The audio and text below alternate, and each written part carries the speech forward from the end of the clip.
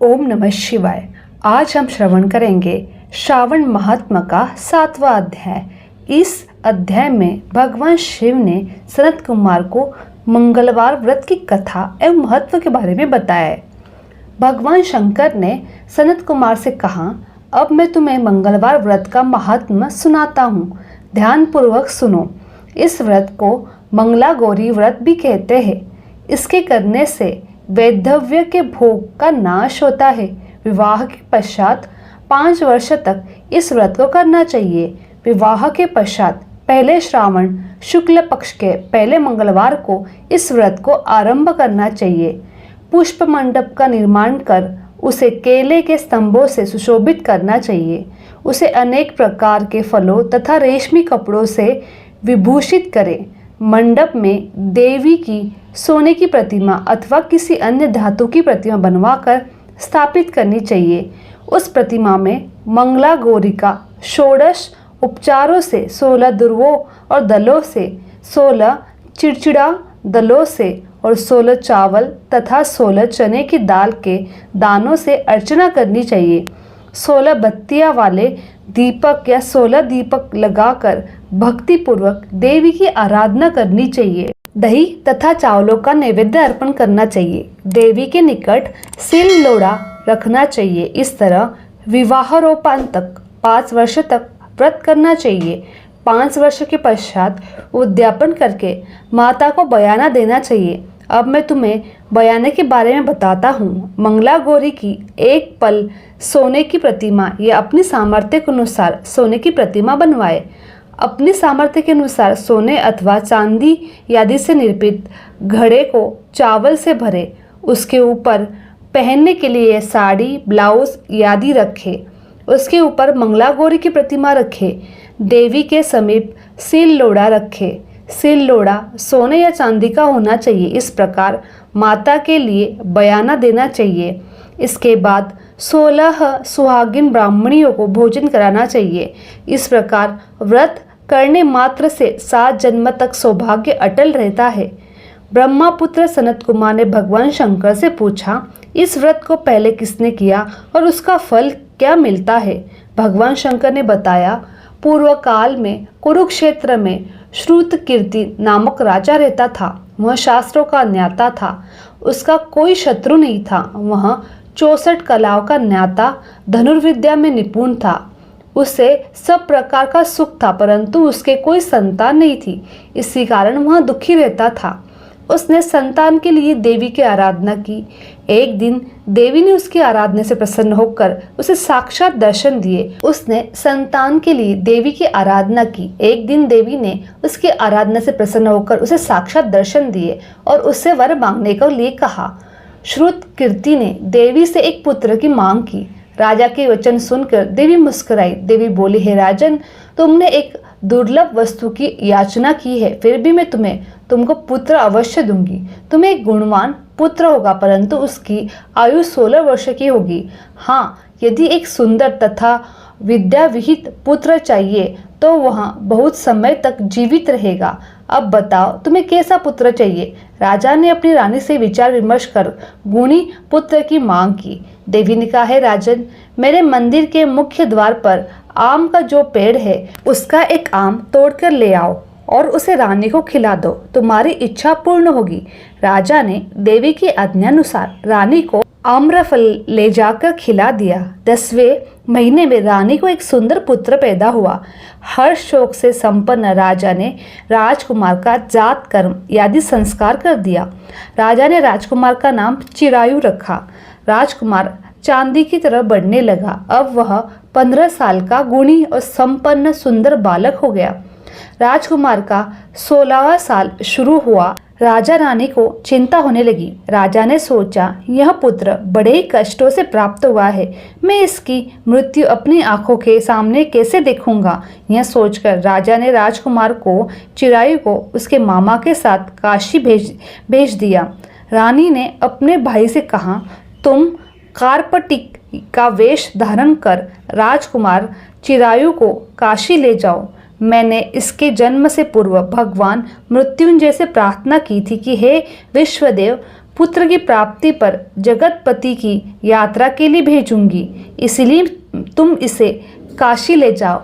उसकी रक्षा का भार अब तुम्हारे कंधों पर है। अपनी बहन की आज्ञा मानकर वह राजकुमार चिरायु को लेकर काशी ले गया। कई दिनों की यात्रा के बाद वे आनंद नगर में पहुंचे। आनंद नगर के राजा का नाम वीरसेन था। राजा के सर्वगुण संपन्न रूप लावण्य वाली मंगला गौरी नाम की राजकुमारी थी। उस समय वहां राजकुमारी सखियों सहित बगीचे में खेल रही थी।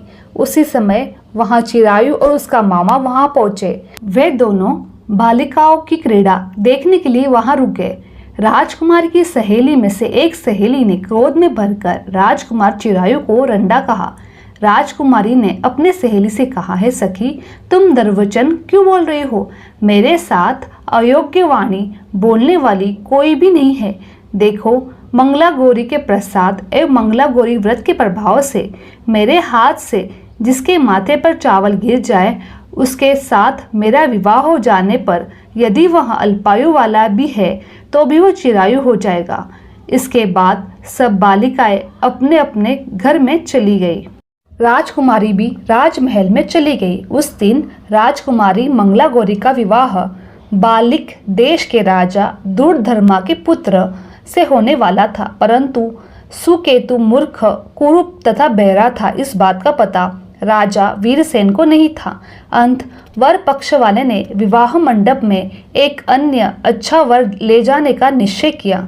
विवाह रोपांत प्रस्तुत वर को भगा दिया जाएगा। इस प्रकार सुकेतु राजकुमार को अपने देश ले जाएंगे। ऐसा विचार कर वर पक्ष के कुछ आदमी चिरायु के मामा के पास आकर बोले, यह बालक तुम हम में दे दो, इसके द्वारा हमारा काम सिद्ध होने वाला है। इस पृथ्वी पर परोपकार में बढ़कर कोई दूसरा काम नहीं है।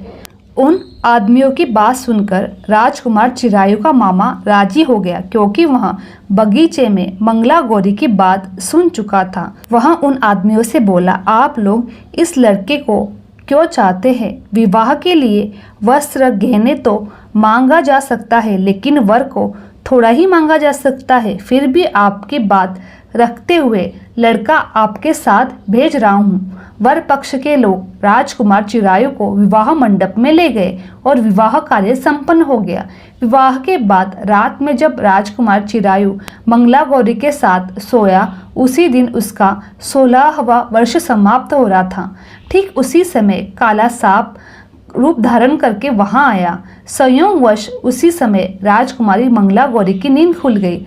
उसने सांप को देखा और तो राजकुमारी ने सांप की पूजा की, उसे पीने के लिए बहुत सा दूध दिया। मंगला गौरी ने कहा, मैं उत्तम व्रत करूंगी, मेरे पति को छोड़ दो तथा उन्हें चिरंजीवी होने का आशीर्वाद दो। देखते ही देखते सांप कमंडल में घुस गया। राजकुमारी ने अपनी चोली से कमंडल का मुख बंद कर दिया। उसी समय राजकुमार चिरायु अपने शरीर के अंगों को ऐंठते हुए उठ बैठा। उसने राजकुमारी से कहा, मुझे बहुत भूख लगी है। राजकुमारी ने माता के समीप जाकर लड्डू आदि लाकर राजकुमार को खाने के लिए दिए। राजकुमार ने प्रसन्नता से लड्डू खाए। हाथों को धोते समय उसने हाथ से अंगूठी गिर गई। वह पान खाकर फिर सो गया। राजकुमारी कमंडल में बंद सर्प को बाहर फेंकने गई, लेकिन विधि के विधान से बाहर जाने पर चमकते हार की कांति देख वह चकित रह गई। उसने हार को अपने गले में पहन लिया। कुछ रात शेष रहने पर चिरायु का मामा उसे ले गया। चिरायु के जाने के बाद वर पक्ष के लोग सुकेतु को ले आए। मंगला गौरी ने सुकेतु के देखा तो वह बोली, यह मेरा पति नहीं है। सभी बाराती कहने लगे, हे शुभे, तुम यह क्या कह रही हो? यदि कोई पहचान है तो बताओ। इस पर मंगला गौरी ने कहा, रात को मेरे पति ने मुझे जो जटायु हार दिया था, उस हार के रत्नों की सुंदरता के बारे में यह बताए। रात्रि में आम्र सेचन के समय मेरे पति देव का केशर युक्त पैर मेरी जांग में लगा हुआ है। उसे देखकर सब लोग बताए कि यह पैर का निशान किसका है। रात्रि के समय जो बातचीत हम दोनों के बीच हुई थी तथा भोजन करा था, उसके बारे में यह बताए। सुकेतु मंगला गौरी के एक भी प्रश्न का उत्तर न दे सका। इस पर कन्या पक्ष वाले ने बारात को बिना दुल्हन के सुकेतु मंगला गौरी के एक भी प्रश्न का उत्तर न दे सका। इस पर कन्या पक्ष वालों ने बारात को बिना दुल्हन के वापस भेज दिया। मंगला गौरी के पिता महाराजा वीरसेन ने एक महान यज्ञ कराया। उससे यह भी पता चल गया कि वर पक्ष वालों ने अपने कुरूप राजकुमार के साथ किसी अन्य सुंदर युवक को विवाह के मंडप में ले आए थे और उस अनजान युवक के साथ मंगला गौरी का विवाह हुआ था। अब मंगला गौरी राजमहल के बरामदे में एक चिक की ओट में बैठ गई और आते जाते प्रत्येक व्यक्ति को देखने लगी। इधर चिरायु भी वहां के हालचाल जानने की इच्छा से अपने मामा के साथ उधर आया। जैसे ही चिरायु महल के आगे से गुजरा तो मंगला गौरी ने उसे पहचान लिया। वह अपने पिता राजा वीरसेन से बोली, यह आदमी जो भी अभी गया है यह मेरा पति है। राजा ने दोनों मामा भांजी को बुलाया। मंगला गौरी की बताई हुई निशानियां चिरायु में मौजूद थी। राजा ने विवाह उत्सव के वस्त्राभूषण आदि अश्व, गज, रथ तथा बहुत सी चीजों देकर मंगला गौरी को विदा किया।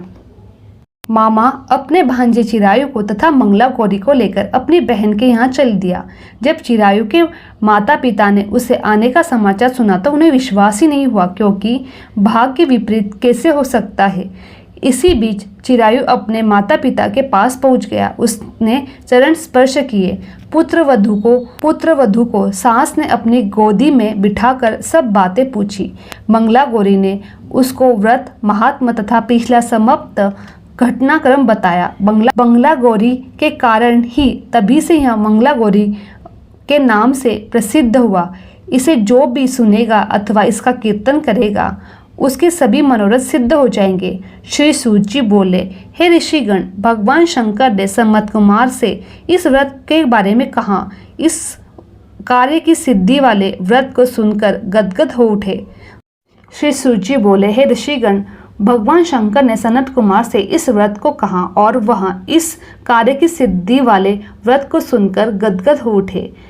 उनको इसके सुनने से परमानंद की प्राप्ति हो गई।